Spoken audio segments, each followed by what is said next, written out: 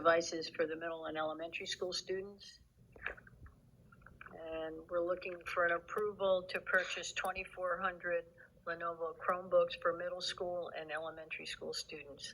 It's, as you can see in the administrative content, it's 1,250 Chromebooks for the rising fifth grade students.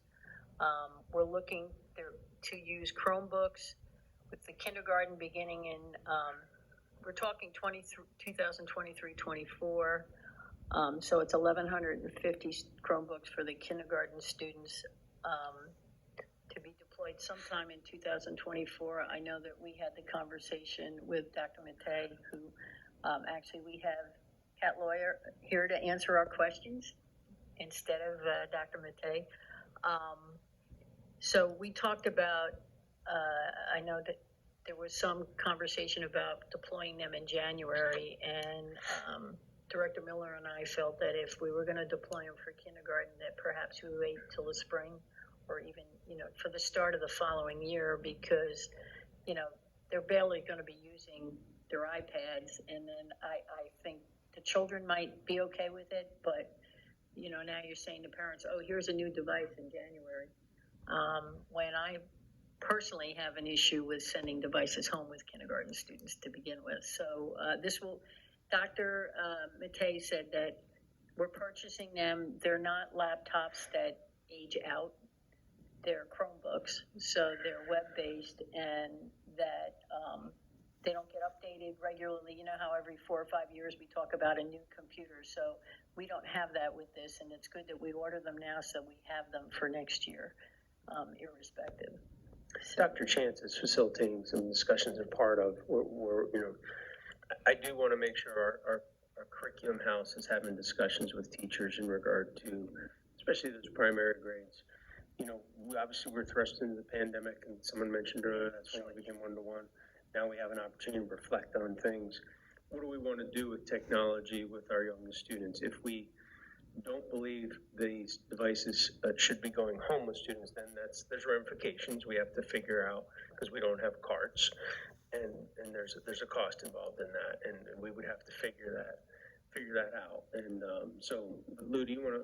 I know you. Yeah, I just wanted to clarify that timeline, largely because we've been engaging in conversation with our kindergarten teachers as a component of this process, really to get their feedback, particularly because we have a few kindergarten teachers who teach full-day kindergarten who've been trialing the Chromebooks to see how these devices, as Dr. O'Donnell indicated, that could be more cost-effective for us, potentially could fill the same role that an iPad currently does for our kindergarten students.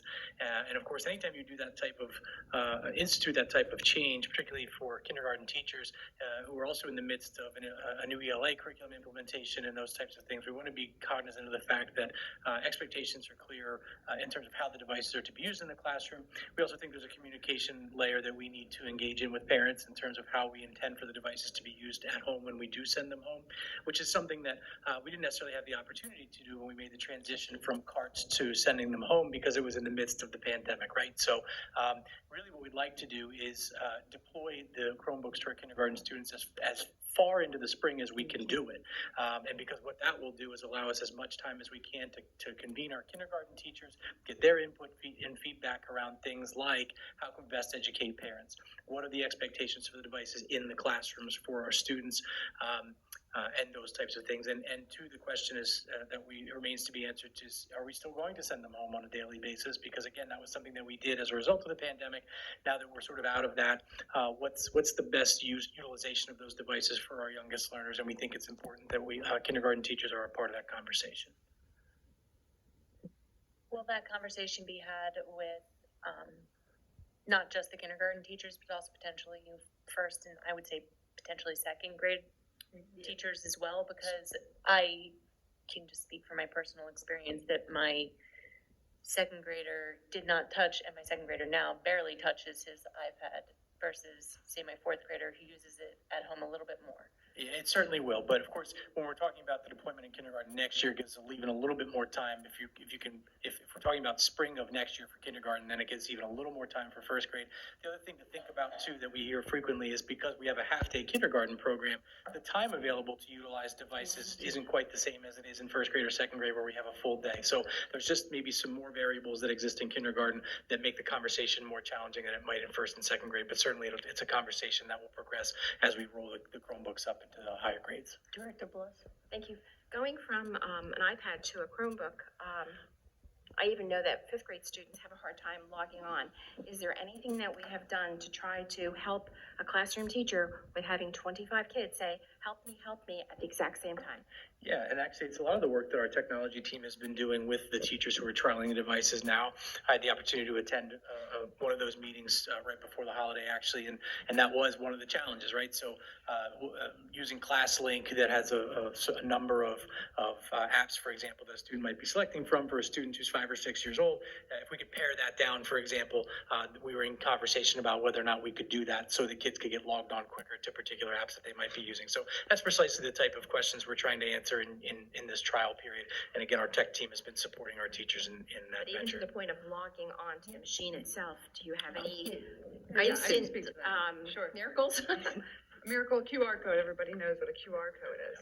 So they can open the Chromebook, kindergartens, fifth grade, they touch a blue button, they smile at the camera, they go like this, and they're logged in. Okay. They go straight to ClassLink, and that's for a one-stop shop. That's everything they need, and they can go anywhere they need to from there. Okay.